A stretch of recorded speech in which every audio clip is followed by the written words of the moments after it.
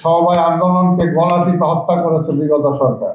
বাংলাদেশ সমবায় আন্দোলন দীর্ঘদিন ধরে গ্রামীণ অর্থনীতি, কর্মসংস্থান, ক্ষুদ্র উদ্যোক্তা এবং নারীর ক্ষমতায়নে গুরুত্বপূর্ণ অবদান রেখে আসছে।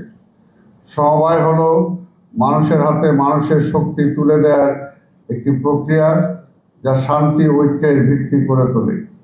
সমবায় আন্দোলনের দীর্ঘ পথ চলায় দেশে যে সকল অবদান রেখেছে তার মধ্যে উল্লেখযোগ্য হল গ্রামীণ জনগোষ্ঠীর আর্থিক অন্তর্ভুক্তি নিশ্চিত করেছে, কৃষি, মৎস্য, দুগ্ধ, ক্ষুদ্র উদ্যোক্তা খাতে কর্মসংস্থান সৃষ্টি করেছে, নারীর ক্ষমতায়ন ও সামাজিক নেতৃত্বে সমবায় গুরুত্বপূর্ণ ভূমিকা রেখেছে, স্থানীয় পর্যায়ে সামাজিক সংহতি ও সহযোগিতার সংস্কৃতি গড়ে তুলেছে। প্রতি সপ্তাহে সর্বোচ্চবার বিকাশ পেমেন্টে 50 জন হবেন পেমেন্ট চ্যাম্পিয়ন। জিতে নিন টিভি সহ আকর্ষণীয় সব প্রাইজ। বাংলাদেশের সমবায় আন্দোলন 100 বছরের বেশি সময় যতটুকু পথ অতিক্রম করা উচিত ছিল ততটুকু পথ অতিক্রম করতে পেরেছে বলে আমার মনে হয় না। যদিও আমাদের দেশে আন্দোলন আরো সফল হওয়ার অনেক সুযোগ ছিল, এই পথ আমরা কেন অতিক্রম করতে পারিনি এই বিষয়টি মূল্যায়ন করা জরুরি। আমি মনে করি কাঙ্ক্ষিত মাত্রায় সফলতা না হওয়ার অন্যতম প্রধান কারণ সমবায় আন্দোলন অংশীজনের মধ্যে ইন্টিগ্রেশনের এক ধরনের অভাব রয়েছে। সমবায় আন্দোলনের মূল অংশীজন হলো সমবায় সমিতির সদস্য, সরকার ও সমবায় অধিদপ্তর। আমি মনে করি সমবায় আন্দোলনকে এগিয়ে নিয়ে যাওয়ার জন্য এই 3টে অংশীজনকে আরো গভীরভাবে ও আন্তরিকতার সাথে কাজ করা প্রয়োজন।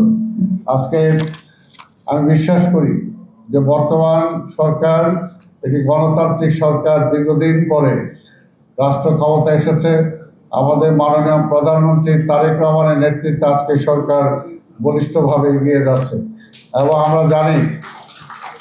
আমরা জানি যে আজকে আমাদের প্রধান অতিথি মাননীয় মন্ত্রী, তিনি আমাদের প্রধানমন্ত্রী অনেক কাছের মানুষ এবং একজন কর্মবীর।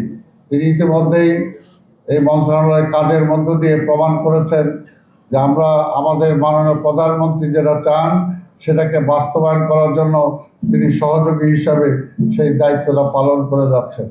তাই আজকে আমি বিশ্বাস করি মাননীয় মন্ত্রী, আপনি দেখছেন যে আজকে সমবায় আন্দোলনের কিছুটা অংশ আপনি দেখেছেন। আমি বিশ্বাস করি যে আপনি যদি সত্যিকার অর্থে টোটাল সমবায়টাকে আপনি গুছিয়ে নিয়ে সামনের দিকে এগিয়ে নিয়ে যান, তাহলে মাননীয় প্রধানমন্ত্রী যেটা চাচ্ছেন এই দেশের মানুষের ভাগ্য পরিবর্তন করতে, তাহলে 5 বছরের মধ্যেই এমন অনেক কিছু করতে পারবেন যেটা তারা 20-25 বছরে করতে পারে না। সেটা সম্ভব এবং আমি বিশ্বাস করি আপনার মাধ্যমে সেটা সম্ভব হবে। আপনি অবশ্যই চেষ্টা করবেন মাননীয় প্রধানমন্ত্রীকে সেই দীক্ষায় নিয়ে যেতে। সমবায় আন্দোলনকে ব্যবহার করার জন্য এই মুহূর্তে বেশ কিছু কার্যক্রম গ্রহণ করা প্রয়োজন। আমি এই বিষয়ে কিছুটা আলোকপাত করতে পারি। আমি সরকার অধিদপ্তরকে অনুরোধ করবো এই সকল বিষয়গুলো আপনার জরুরিভাবে চিন্তা ভাবনা করতে পারেন। বিষয়গুলো হলো আর্থিক সহায়তা ও প্রণোদনা, সমবায় সমিতিগুলোর জন্য স্বল্প সুদে ঋণ ও বিশেষ প্রণোদনার প্যাকেজ আপনারা ঘোষণা করতে পারেন। প্রশিক্ষণ ও সক্ষমতা বৃদ্ধি, প্রশিক্ষণ ছাড়া কোনোভাবেই কেউ এগিয়ে যেতে পারে না।